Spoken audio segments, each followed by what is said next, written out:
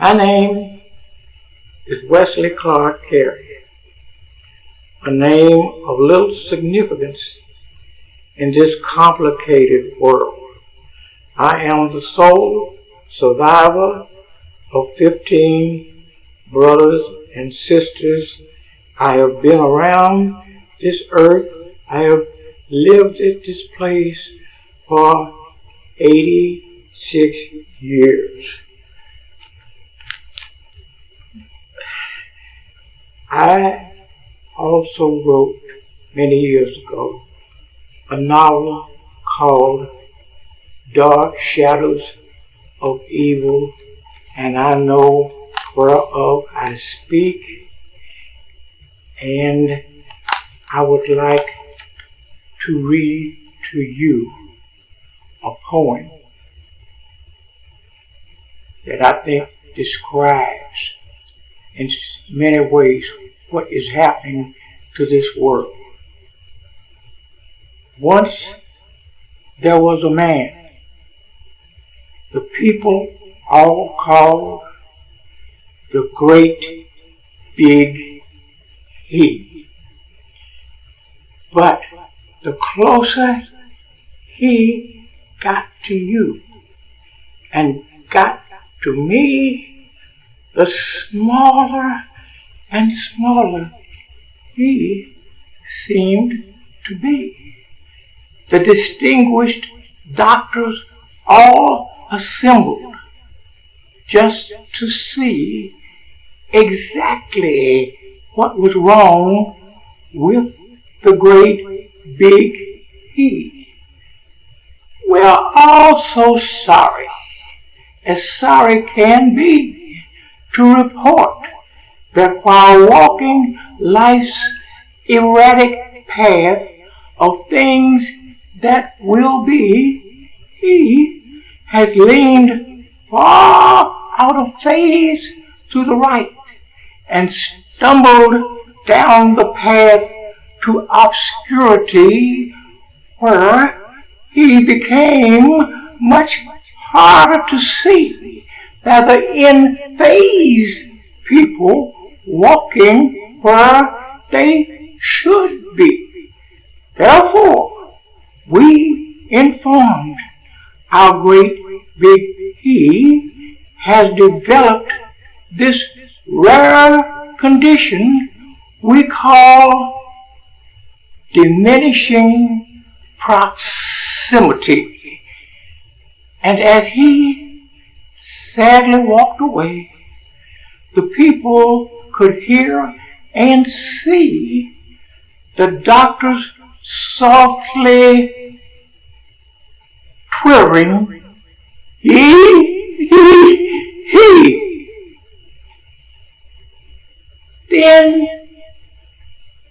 that wily Great Big He charged all the people such a great big fee just to use the name of the Great Big He, that very soon he grew about as rich can be.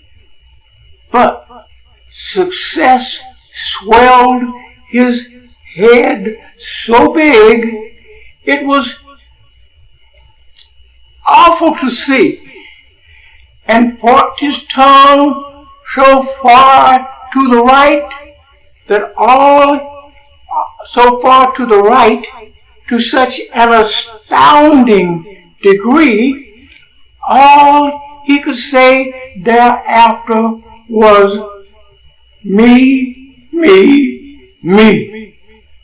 So he went to the rocks to hide his face, and the rocks cried out, we are rather busy these days. It can take 1,000,000 years to make a rock so brave. It stands its ground, stays in place, and doesn't back away from that political face, spewing out a fog of lies so dense, followers only see to make hard right turns, though it makes no sense. Only the strongest bear witness to politicians gulping second helpings of graft that smells so foul. Even the bravest old rocks have lost their smiles, but from far away in the distance, the tolling bells began to strike a joyful tune. They just heard it through the grapevine. The rocks would be getting help soon. The locals say it comes from a place they all call the swamps of disgrace. It's here, it's there, it's most everywhere. It's so easy to find if you get too careless about the things you do. A thick fog will rise up that just might find you. Even the rocks agree. It's just the place to hide that most shameful face. Never forget, there is a cherished old house we all painted white. Big A, double L, all painted white and lavished with care. And if your missing vote helped keep him there, you only have yourself to blame if the resting place is bad for your very own name. As for the times you didn't stand rock solid brave, you might find your very own name listed to rest in that very same place the locals call the swamps of disgrace.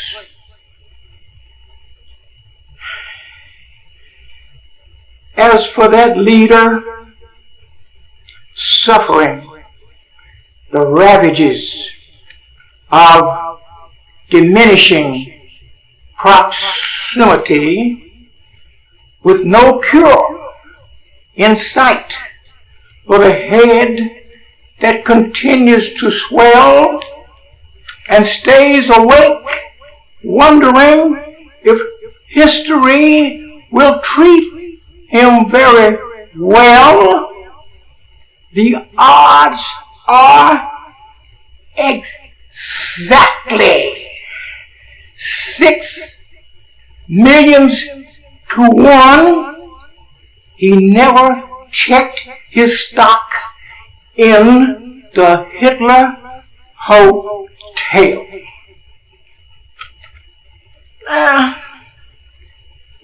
All that folderol about the master is just a big fat lie.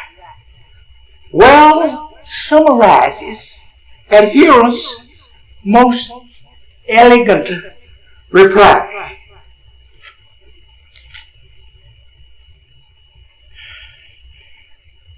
we are left knowing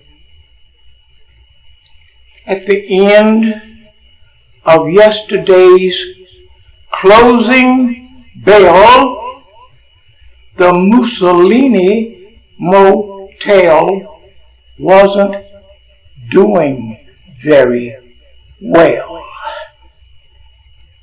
There is no hiding place down here. No,